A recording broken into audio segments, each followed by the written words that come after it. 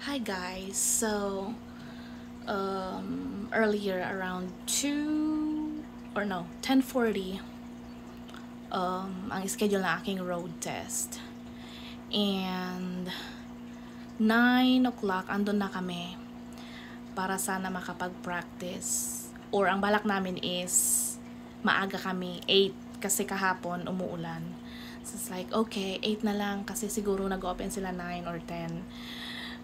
Tapos sinearch ko, bakla 7:30 a.m. open na sila. So I was like, oh my god, so no practice. Pero 9 o'clock nagpunta na kami doon, baka sakali lang.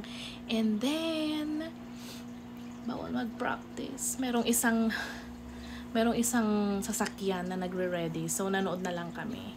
Tapos sabi ko, sana pumasa ako. Then ang ginawa namin, pumunta lang kami doon sa way kung saan yung road test after ng parallel, backup, ganun. Tapos nagpunta kami, meron kasing malapit na Waffle House doon, so breakfast, blah blah blah.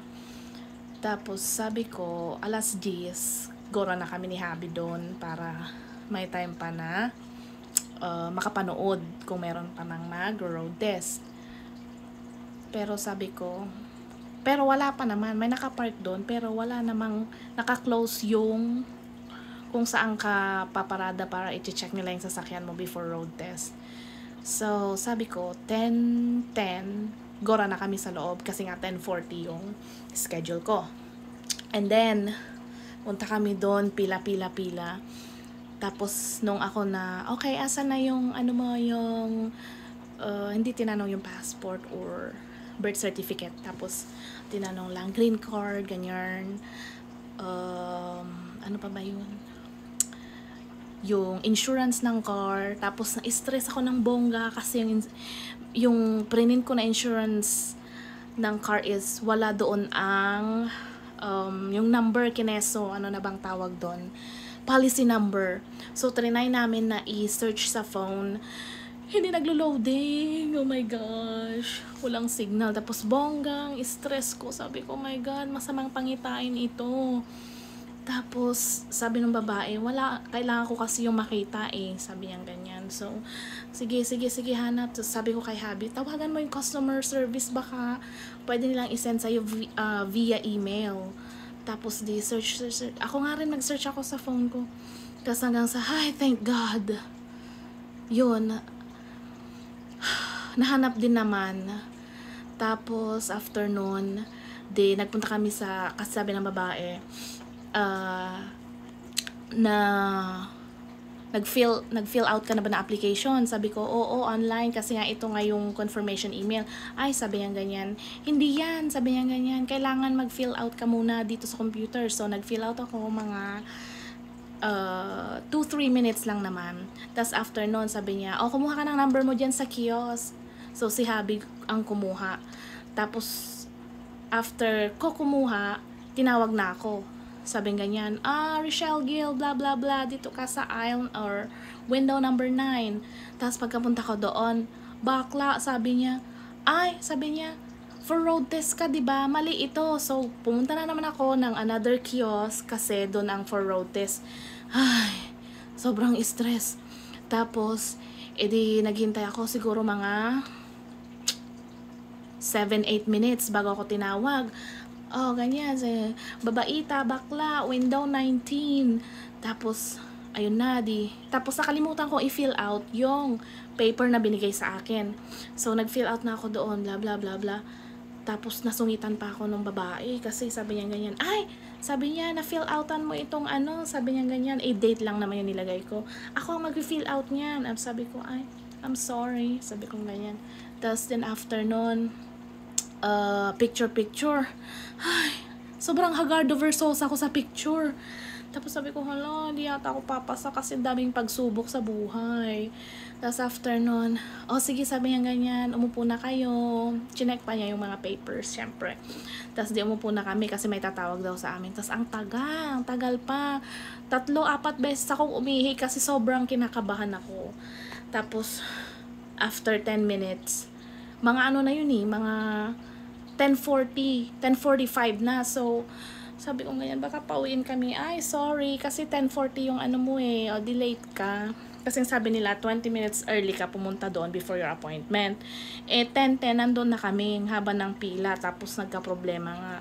Tapos di 10:45 hanggang sa 11 na, wala pa rin. 11:05 yata yon, tinawag na kami. Rochelle Gill, sabi ganyan ng babae.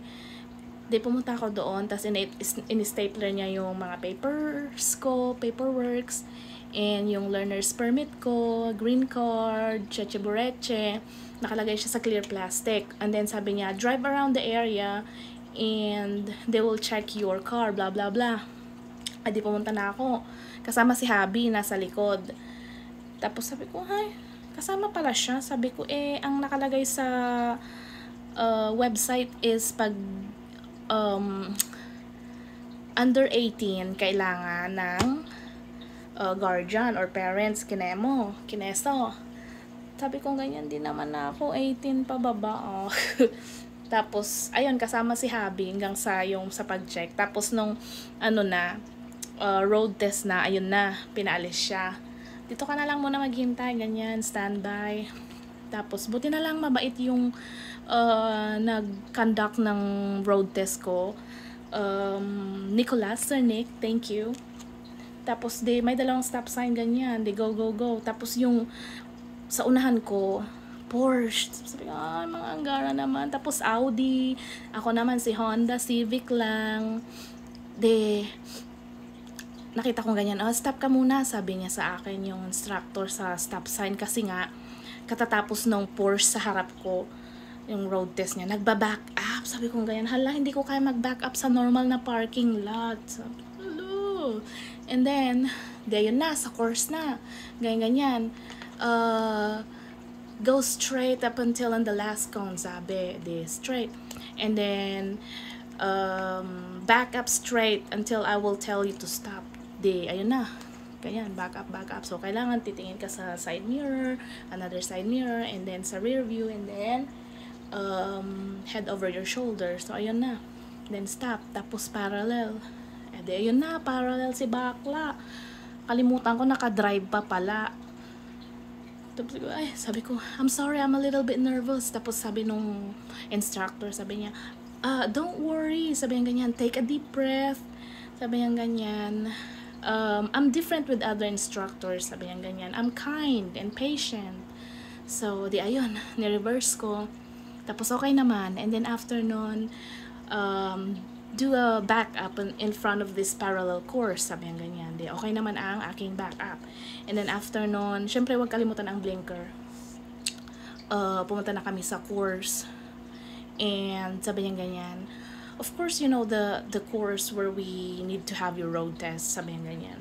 But, we're not going all the way in there because there's traffic. I know that for sure. So, mga parang 4-5 minutes lang.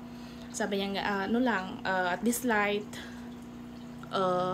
change your lane into the right, and then turn right, ganyan sa may parking lot, something.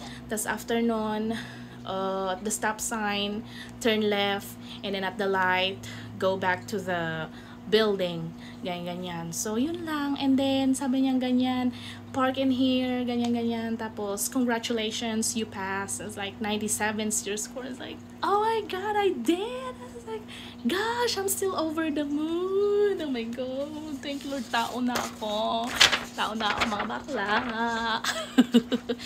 I'm just so happy. So, para sa mga mag-road test dyan, practice lang, huwag kayong kakabahan. Syempre, normal lang nakabahan, pero kailangan ma-overcome nyo yan. Kasi, syempre, magpapanik kayo pag kinabahan kayo, mami-mental block, ganyan. So, sana makapasa kayo. And, practice lang talaga. Kailangan kabisaduhin ninyo, practice kayo sa course.